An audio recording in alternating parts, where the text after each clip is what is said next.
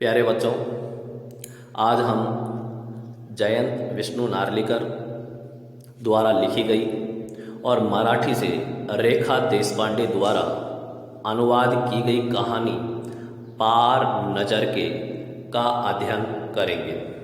प्रस्तुत कहानी में मंगल ग्रह के निवासियों की कहानी बताई गई है। इसमें बताया है कि एक समय था जब मंगल ग्रह की धरती के ऊपर जनजीवन सामान्य रूप से प्राप्त था। पेड़ पौधे जीव जंतु सब कुछ था, किंतु पर्यावरण में हुए अचानक परिवर्तन के कारण वहाँ जनजीवन समाप्त हो गया। किंतु जिन लोगों को अच्छा तकनीकी ज्ञान था, उन्होंने अपने तकनीकी ज्ञान के बलबूते पर अपने आप को बचाने में सफलता प्राप्त कर ली। इस कहानी में बताया है कि मंगल ग्रह की धरती के नीचे इन लोगों ने अपने आप को सुरक्षित रखा और एक सुरंग के माध्यम से धरती के ऊपर विभिन्न यंत्र लगाकर सूरज की रोशनी और सूरज की ऊर्जा को ये प्राप्त करते थे और अपने आप को बचाने में सफल रहे। तो आइए कहानी को प्रारंभ करते हैं और वाचन करते हुए कहानी को समझते हैं। एक सुरंगनुमा रास्ता था। आम आदमी के लिए इस रास्ते से होते हुए जाने की मनाही थी, लेकिन छोटू ने एक दिन अपने पापा का सिक्योरिटी पास लिया और जा पहुंचा सुरंग में। फिर क्या हुआ? छोटू, कितनी बार कहा है तुमसे कि उस तरफ मत जाया करो। फिर पापा क्यों जाते हैं उस तरफ रोज रोज? पापा को काम पर जाना होता है। रोजाना यही वार्तालाप हुआ करता था छोटू की माँ और छोटू के बीच। उस तरफ एक सुरंगनुमा रास्ता था और छोटू के पापा इसी सुरंग से होते हुए काम पर जाया करते थे। आम आदमी के लिए इस रास्ते से जाने की मनाही थी। चंद चुनिंदा लोग ही इस सुरंगनुमा रास्ते का इस्तेमाल कर सकते थे और छोटू के पापा इन्हीं चुनिंदा लोगों में से एक थे। यहाँ कठिन शब्द आए। सुरंगनुमा यानी सुरंग जैसा, वार्तालाप, बातचीत, चंद चुनिंदा, थोड़े चुने हुए।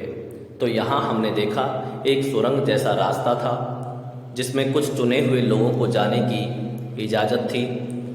उन चंद चुनिंदा लोगों में से छोटू के पापा भी थे।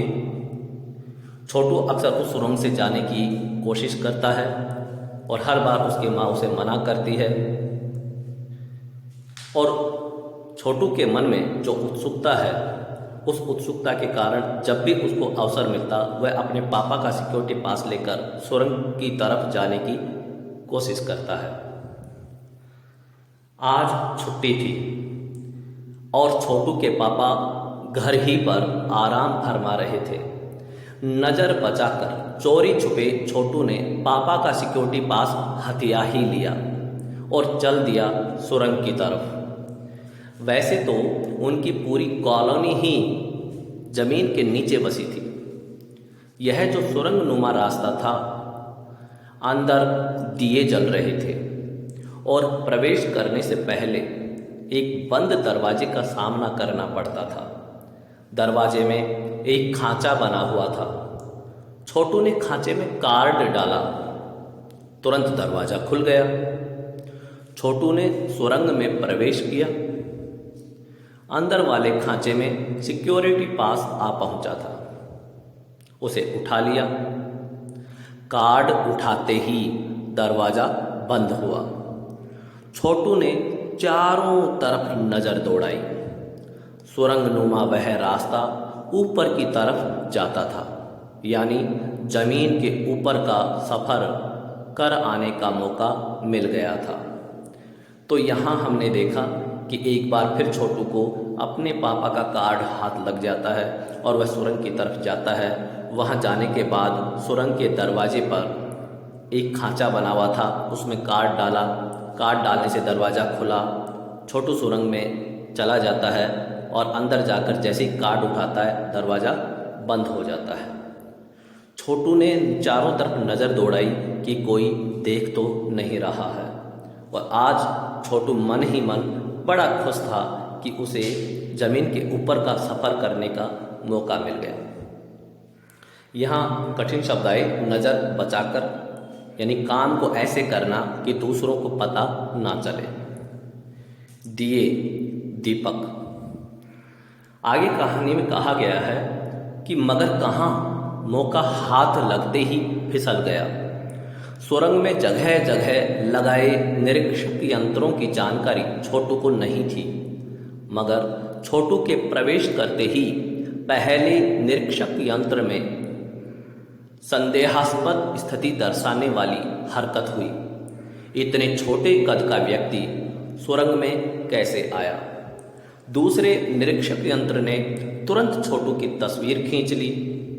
किसी एक नियंत्रण केंद्र में इस तस्वीर की जांच की गई और खतरे की सूचना दी गई। इन सारी गतिविधियों से अनजान छोटू आगे बढ़ रहा था।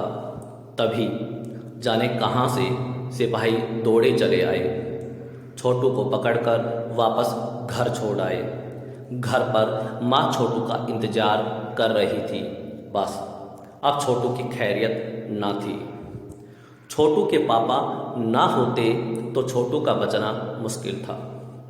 तो यहाँ छोटू को इस बात की जानकारी नहीं थी कि वहाँ विभिन्न निरीक्षक यंत्र लगे हुए हैं जो हर संदेहास्पद स्थिति की नज़र रखते हैं, और उन यंत्रों के माध्यम से छोटू पकड़ा जाता है।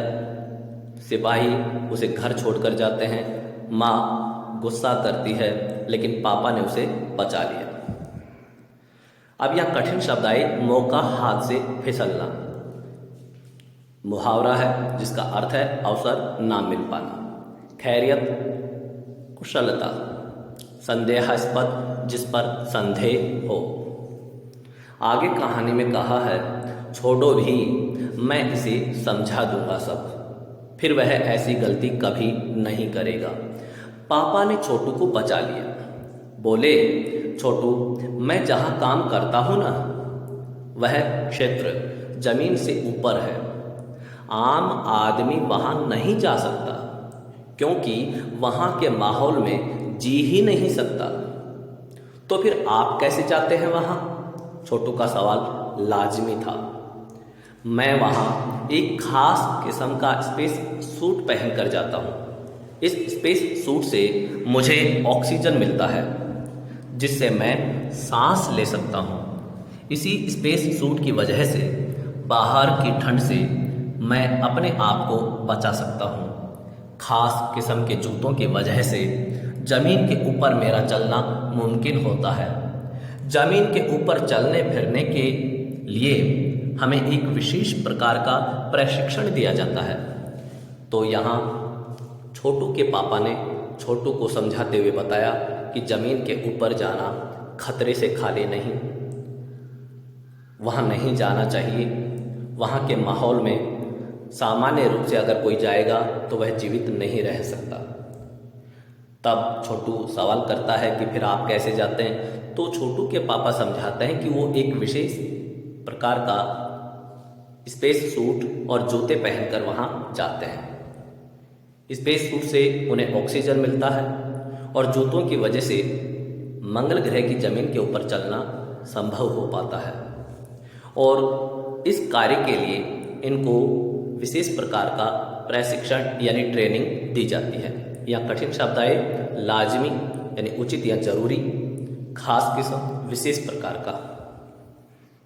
आगे कहानी में कहा है, छोटू सुन रहा था। पापा आगे बताने लगे, एक समय था जब अपने मंगल ग्रह पर सभी लोग जमीन के ऊपर ही रहते थे, बगैर किसी तरह के यंत्रों की मदद के, बगैर किसी खास किस्म की पोशाक के। हमारे पुरखे जमीन के ऊपर रहा करते थे, लेकिन धीरे धीरे वातावरण में परिवर्तन आने लगा। कई तरह के जीव धरती पर रहा करते थे। एक के बाद एक सब मरने लगे। इस परिवर्तन की जड़ में था सूरज में हुआ परिवर्तन। सूरज से हमें रोशनी मिलती है, उष्णता मिलती है। इन्हीं तत्वों से जीवों का पोषण होता है। सूरज में परिवर्तन होते ही यहाँ का प्राकृतिक संतुलन बिगड़ गया। प्रकृति के बदले हुए रूप का सामना करने में यहाँ के पशु पक्षी, पेड़ पौधे, अन्य जीव अक्षम साबित हुए। केवल हमारे पूर्वजों ने इस स्थिति का सामना किया। अपने तकनीकी ज्ञान के आधार पर हमने जमीन के नीचे अपना घर बना लिया। जमीन के ऊपर लगे विभिन्न यंत्रों के सहारे हम सूर्य शक्ति, सूरज की रोशनी और गर्मी का इस्तेमाल करते आ रहे हैं। तो यहाँ छोटू के पापा ने बताया कि एक समय था जब मंगल ग्रह की धरती पे जनजीवन था, लेकिन सूरज में हुए परिवर्तन के कारण सब कुछ समाप्त हुआ। लेकिन इनके पूर्वज अपने तकनीकी ज्ञान के बलबूते पर अपने आप को बचाने में सफल रहे।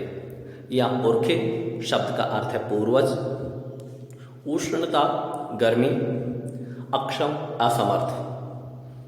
आगे कहानी में बताया है कि उन्हीं यंत्रों के सहारे हम यहाँ जमीन के नीचे जी रहे हैं। यंत्र सुचारू रूप से चलते रहें, इसके लिए बड़ी सतर्कता बरतनी पड़ती है। मुझ जैसे कुछ चुनिंदा लोग इन्हीं यंत्रों का ध्यान रखते हैं। बड़ा हो जाऊंगा तो मैं भी यही काम करूंगा, छोटू ने अपनी मंशा जाहिर की। बिल्कुल, मगर उसके लिए खूब पढ़ना होगा। माँ और पापा की बात सुननी होगी, माँ ने कहा। दूसरे दिन छोटू के पापा काम पर चले गए। देखा तो कंट्रोल रूम का वातावरण बदला बदला सा था। शिफ्ट खत्म कर घर जा रहे स्टाफ के प्रमुख ने टीवी स्क्रीन की तरफ इशारा किया। स्क्रीन पर एक बिंदु झलक रहा था। वह बताने लगा यह कोई आसमान का तारा नहीं है, क्योंकि कंप्यूटर से पता चल रहा है कि यह अपनी जगह अडिग नहीं रहा है। पिछले कुछ घंटों के दौरान इसने अपनी जगह बदली है। कंप्यूटर के अनुसार यह हमारी धरती की तरफ बढ़ता चला आ रहा है। तो यहाँ छोटू को समझाने के बाद जब छोटू के पापा काम पर जाते हैं तो वहाँ देखते हैं कि जब शिफ्ट खत्म करके कुछ कर्मचारी अपने घर की तरफ जा रहे थे तो स्टाफ के प्रमुख ने टीवी स्क्रीन की तरफ इशारा करके एक बिंदु दिखाया और कहा कि यह कोई आसमान का तारा नहीं, यह अपनी जगह बदल रहा है। उनको वह चीज़ संदेहास्पद दिखी, जैसा कि चित्र में दिखाया है। और इस तरह से उन्होंने बताया कि कुछ घंटों के दौरान इसने अपनी जगह बदली है और यह धीरे धीरे हमारी मंगल ग्रह की धरती की तरफ बढ़ रहा है। यहाँ सतर्कता का अर्थ है सावधानी, मनसा, इच्छा या इरादा। आगे कहानी में कहा गया है कि अंतरिक्ष यान तो नहीं है। छोटू के पापा ने अपना संदेह प्रकट किया। संदेह हमें भी है। आप अब इस पर बराबर ध्यान रखिएगा। छोटू के पापा सोच में डूब गए।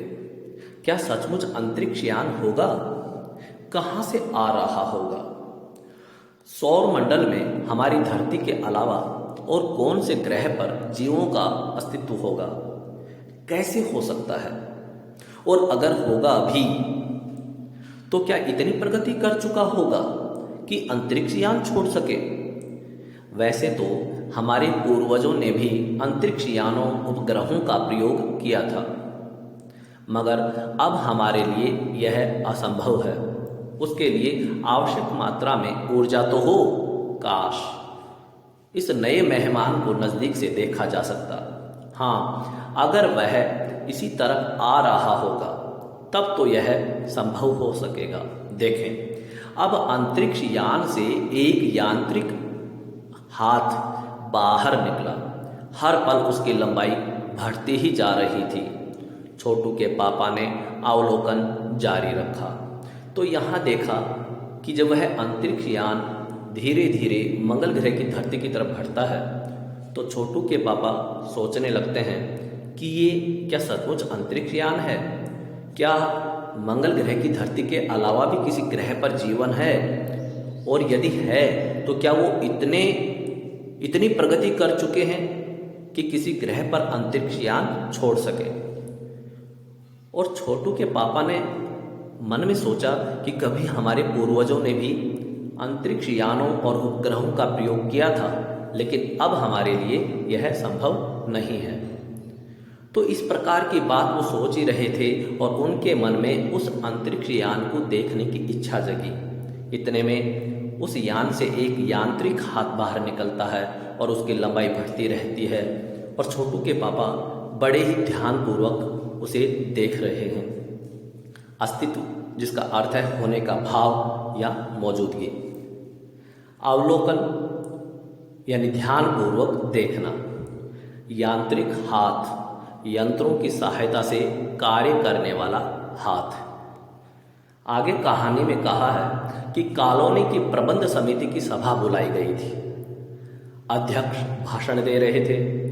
हाल ही में मिली जानकारी से पता चलता है कि 2 अंतरिक्ष यान हमारे मंगल ग्रह की तरफ बढ़ते चले आ रहे हैं। इनमें से एक अंतरिक्ष यान हमारे गिर्द चक्कर काट रहा है।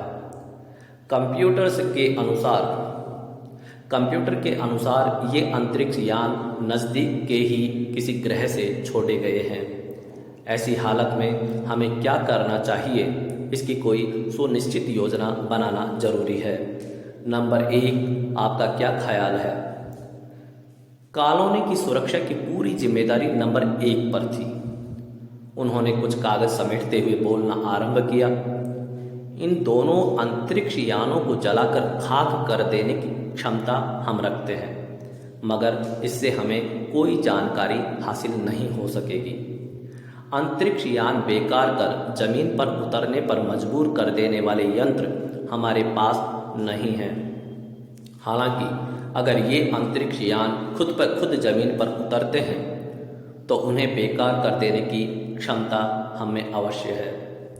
मेरी जानकारी के अनुसार इन अंतरिक्ष यानों में सिर्फ यंत्र हैं, किसी तरह के जीव इनमें सवार नहीं है। तो मंगल ग्रह पर जब ये अंतरिक्ष यान आता हुआ दिखाई दिया तो वहाँ के सभी कर्मचारी बड़े चिंतित हुए। कॉलोनी की प्रबंध समिति की सभा बुलाई गई। अध्यक्ष भाषण दे रहा था। उसने नंबर 1 से पूछा, जिस पर कॉलोनी की सुरक्षा की पूरी जिम्मेदारी थी। नंबर 1 ने अपने कागजों को समेटते हुए बताया कि इन दोनों अंतरिक्ष यानों को जलाकर हम खाक कर सकते हैं, लेकिन इससे हमें कोई जानकारी नहीं मिलेगी। हाँ, यदि अंतरिक्ष यान खुद पर खुद हमारी धरती पर उतरता है तो हम उसे अवश्य बेकार कर सकते हैं, लेकिन मेरी जानकारी में इन अंतरिक्ष यानों में सिर्फ यंत्र हैं, कोई जीव सवार नहीं है। प्रबंध समिति का अर्थ है प्रबंध करने वाली सभा, यानी कार्यकारिणी। गिर्द का अर्थ है आस पास। आगे नंबर 1 की बात सही लगती है। नंबर 2 एक वैज्ञानिक थे। वे बोले, हालांकि यंत्रों को बेकार कर देने में भी खतरा है। इनके बेकार होते ही दूसरे ग्रह के लोग हमारे बारे में जान जाएंगे। इसलिए मेरी राय में हमें सिर्फ अवलोकन करते रहना चाहिए। जहाँ तक हो सके हमें अपने अस्तित्व को छिपाए ही रखना चाहिए, क्योंकि हो सकता है जिन लोगों ने अंतरिक्ष यान भेजे हैं वे कल को इनसे भी बड़े सक्षम अंतरिक्ष यान भेजें।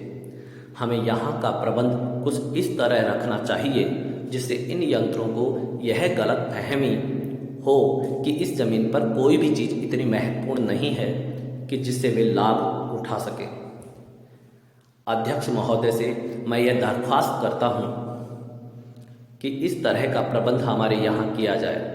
नंबर 3, सामाजिक व्यवस्था का काम देखते थे। उनकी बात के जवाब में अध्यक्ष कुछ बोलने जा ही रहे थे कि फोन की घंटी बजी। अध्यक्ष ने चोंगा उठाया। 1 मिनट बाद सभा को संबोधित करते हुए उन्होंने कहा, भाइयों, अंतरिक्ष यान क्रमांक 1 हमारी जमीन पर उतर चुका है। वह दिन छोटू के लिए बड़ा ही महत्वपूर्ण दिन था। पापा उसे कंट्रोल रूम ले गए थे। यहाँ से अंतरिक्ष यान क्रमांक 1 साफ नजर आ रहा था। तो यहाँ हमने देखा कि किस प्रकार से उन्होंने बताया, एक वैज्ञानिक। नंबर 2, जिसने बताया कि अगर हमने अंतरिक्ष यान को खराब कर दिया, बेकार कर दिया, तो इससे उन लोगों को जिन्होंने अंतरिक्ष यान भेजा है पता चल जाएगा कि मंगल ग्रह पर कोई है। और यदि हमारे अस्तित्व को हम छिपा कर रखते हैं तो यह हमारे लाभ में है। हमें किसी भी प्रकार अपने अस्तित्व को छिपाकर अंतरिक्ष यान को इस भ्रम में रखना है कि मंगल ग्रह की जमीन पर ऐसी कोई महत्वपूर्ण चीज नहीं है जो उनके काम आ सके।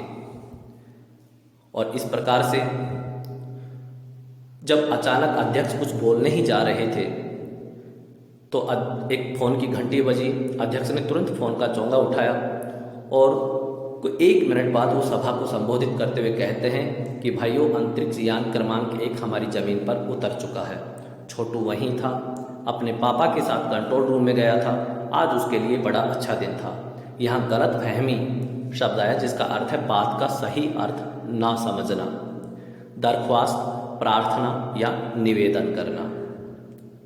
आगे कहानी में बताया है कि कैसा अजीब लग रहा है यहाँ, इसके अंदर क्या होगा पापा? छोटू ने पूछा। अभी नहीं बताया जा सकता, दूर से ही उसका निरीक्षण जारी है। उस पर बराबर हमारा ध्यान है और उसके हर अंग पर हमारा नियंत्रण है। वक्त आने पर ही हम अगला कदम उठाएंगे, छोटू के पापा ने बताया। उन्होंने छोटू को एक कंसोल दिखाया जिस पर कई बटन थे। अब अंतरिक्ष यान से एक यांत्रिक हाथ बाहर निकला। हर पल उसकी लंबाई बढ़ती ही जा रही थी। वह शायद जमीन तक पहुंचकर मिट्टी उकेर लेना चाहता था। सब लोग स्क्रीन पर दिखाई दे रही अंतरिक्ष यान की इस हरकत को ध्यान से देख रहे थे, सिवा एक के। उसका ध्यान कहीं और ही था। तो यहाँ जब छोटू पूछता है कि ये कैसा अजीब लग रहा है, इसके अंदर क्या होगा, तो पापा समझाते हैं कि अभी कुछ नहीं बता सकते। इस अंतरिक्ष यान के हर अंग पर हमारा नियंत्रण है, हम ध्यान से देख रहे हैं, तभी कुछ बताया जाएगा। और उन्होंने छोटू को एक कंसोल दिखाया और उस पर कई बटन थे। अब अंतरिक्ष यान का हाथ, यांत्रिक हाथ धीरे धीरे जो बढ़ रहा था, वह हर पल उसकी लंबाई बढ़ती जा रही थी और वह जमीन की तरफ बढ़कर लगता था जैसे वह मिट्टी उकेर लेना चाहता था। सब लोग का ध्यान स्क्रीन की इस गतिविधि पर था, लेकिन एक व्यक्ति का ध्यान स्क्रीन पर नहीं था, उसका ध्यान कहीं और था। निरीक्षण, जिसका अर्थ है बारीकी से जांचने की क्रिया। छोटू का सारा ध्यान था कंसोल पैनल पर। कंसोल का एक बटन दबाने की अपनी इच्छा को वह रोक नहीं पाया। वह लाल लाल बटन उसे बरबस अपनी तरफ खींच रहा था और सहसा खतरे की घंटी बजी। सबकी निगाहें कंसोल की तरफ मुड़ी। पापा ने छोटू को अपनी तरफ खींचते हुए एक झापड़ रसीद कर दिया और लाल बटन को पूर्व स्थिति में ला रखा। मगर उस तरफ अब अंतरिक्ष यान के उस यांत्रिक हाथ की हरकत सहसा रुक गई थी। यंत्र बेकार हो गया था। उधर पृथ्वी पर national aeronautics and space administration अर्थात नासा द्वारा प्रस्तुत वक्तव्य ने सबका ध्यान अपनी तरफ आकर्षित कर लिया। मंगल की धरती पर उतरा हुआ अंतरिक्ष यान वाइकिंग अपना निर्धारित कार्य कर रहा है। हालांकि किसी अज्ञात कारणवश अंतरिक्ष यान का यांत्रिक हाथ बेकार हो गया है। तो यहाँ हमने देखा कि जब छोटू अपने पापा के साथ कंट्रोल रूम में था तो उसका पूरा ध्यान कंसोल पैनल पर था और वहाँ एक लाल लाल बटन उसे बलपूर्वक अपनी तरफ खींच रहा था, उसका ध्यान अपनी तरफ खींच रहा था और उसने उस लाल लाल बटन को दबा दिया। दबाते ही छोटू के पापा ने छोटू के एक झापड़ रसीद कर दिया, यानी कि एक थप्पड़ मारा और लाल बटन को पहले की स्थिति में वापस ला दिया। अब देखा जाता है कि जो अंतरिक्ष यान का हाथ आगे बढ़ रहा था वह उसकी सारी हरकत वहीं रुक गई। यंत्र बेकार हो गया था और इस स्थिति पर अमेरिकी अंतरिक्ष एजेंसी नासा, जिसने इस वाइकिंग अंतरिक्ष यान को भेजा था मंगल ग्रह की धरती पर, उसने एक वक्तव्य दिया कि मंगल की धरती पर जो अंतरिक्ष यान निर्धारित कार्य के लिए हमने भेजा था वह किसी अज्ञात कारणवश बेकार हो गया है, यानी उसका यांत्रिक हाथ बेकार हो गया है। यहाँ परबस शब्द का अर्थ है बलपूर्वक, वक्तव्य, कथन या भाषण। नासा एक अमेरिकी अंतरिक्ष एजेंसी है।